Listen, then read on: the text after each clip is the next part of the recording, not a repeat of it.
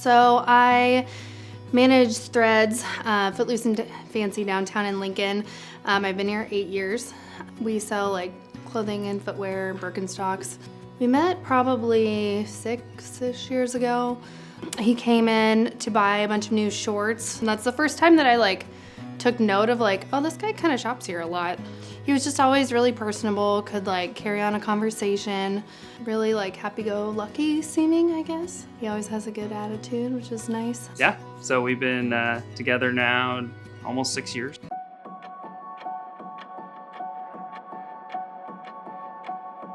So it was a Tuesday like today. It was our day off. I was actually out on a bike ride. I met some friends, and I'd just gotten home from that. She had been home.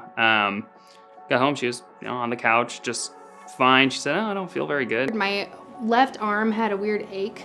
And you Google that and it says heart attack. And I'm like, well, that's not what it is. The pain is kind of getting worse. And it's just a feeling I've never experienced. It kind of felt like you had a blood pressure cuff on, that tightening feeling. So we went back to the couch and I was holding her and put my head on her chest and was listening to her heartbeat, just again trying to kind of calm her down. It's fine, it's probably nothing. And that's when her heart stopped. I was like, this is not good.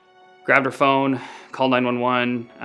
The 911 operator, she answered and basically gave me the instructions of, hey, you need to start CPR. I gave CPR until first responders showed up. I think it was about 6 minutes or so was how long the call was. I think they had to shock her twice while we were still at the house to get her heart going. Yeah, it was a lot. I don't really remember anything until I woke up in the ICU. Jake was there, my mom was there, really my whole family was there, but kind of those were the two that were right next to me. The doctor came in to my room and he's like, well, you've had obviously a cardiac event, and he's like, he saved your life, and kind of points to Jake. I'd been a lifeguard, when I was a teenager. And had a couple other jobs, over 10 years ago that I had training. But I at least knew enough to know, and obviously I wouldn't have been able to probably do it without the operator talking me through it and helping me. It's called SCAD, spontaneous coronary artery dissection. That's what caused it. It's a fluke thing. They say they see it more often in people in their 30s, especially women. The doctors are like, it seems like it was a fluke thing. We're not really worried about it happening again.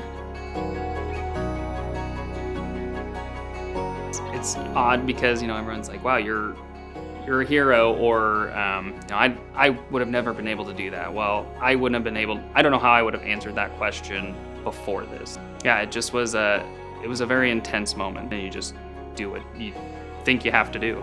He's just a great human, and so I feel like, yes, in this way, he is a hero, but at the same time, he does so much for me and my family just on a day-to-day basis that I'm like, you're definitely our hero long before this happened.